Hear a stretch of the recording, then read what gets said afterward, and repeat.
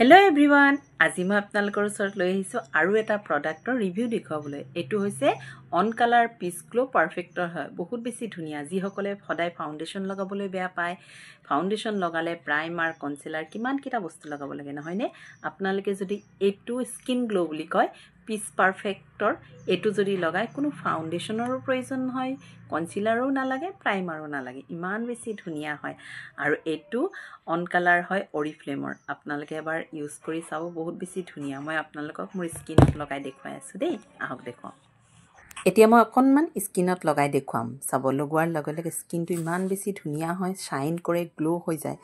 Natural এটা look দেখুৱায় আৰু ইয়াতে ময়শ্চাৰাইজাৰ থকাৰ কাৰণে স্কিনটো একদম নেচাৰেল ৰেডিয়েন্স হয় আৰু নেচাৰেল পিচ অইল থকাৰ কাৰণে আমাৰ স্কিনখন নাৰিশিং হোৱাত সহায় কৰে আৰু ভিটামিন সি থকাৰ কাৰণেটো স্কিনখন ধুনিয়া ব্ৰাইটনিং হয় আৰু ইমান বেছি ধুনিয়া গ্লো হয়। আপোনালোকেও এবাৰ লগাই চাব।